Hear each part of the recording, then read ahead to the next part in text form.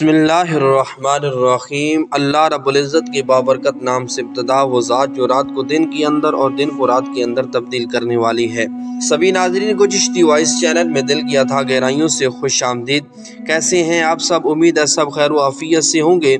अल्लाह रब्बुल इज़्ज़त की ज़ात आप सब को ऐसे ही खैर व आफियत के साथ रखें।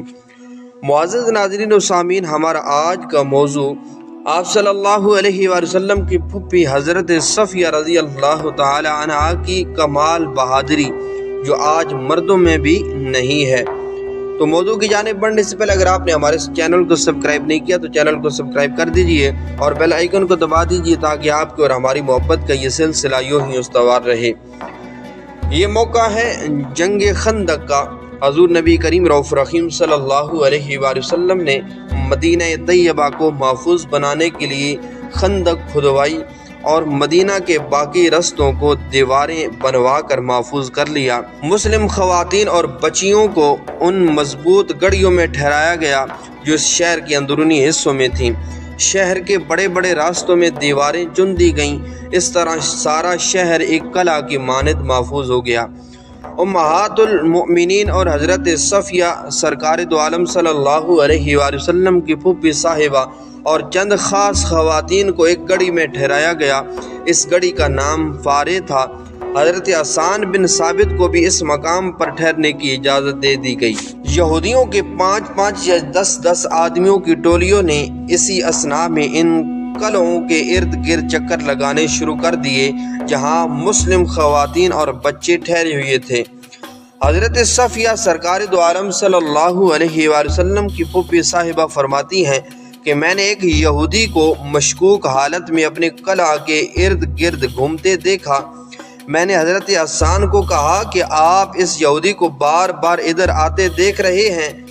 मुझे अंदेशा है कि ये दूसरी यहूदियों को जाकर बताएगा कि हमारी हिफाजत के लिए कोई पहरेदार नहीं। ऐसा ना हो कि वो हम पर हमला कर दें। हजूर अनवर सल्लल्लाहु अलैहि वसल्लम और सहाबे किराम सब दुश्मन के सामने सहबस्ता हैं। बेहतर है कि आप नीचे उतरें और इस यहूदी का काम तमाम कर दें। इन्होंने कहा, ए अब्दुल मुत्तलिब की साहिबजादी, अल्लाह ताला आपकी मग़फ़िरत फरमाए। बखुदा आप जानती हैं कि ये काम मेरे बस का नहीं। इनका ये जवाब सुना तो मैंने अपना कमर बंद कस कर बांध लिया। एक लठ पड़ी हुई थी, इसे उठा लिया और नीचे उतरी। जब वो यहूदी मेरे पास से गुजरा तो मैंने वो लठ इसके सर पर दे मारी। इसी वक्त इसकी जान निकल गई। इससे फारिग होकर मैं ऊपर आई और हज़रत हसन को बताया कि मैंने इस मनहूस का काम तमाम कर दिया है।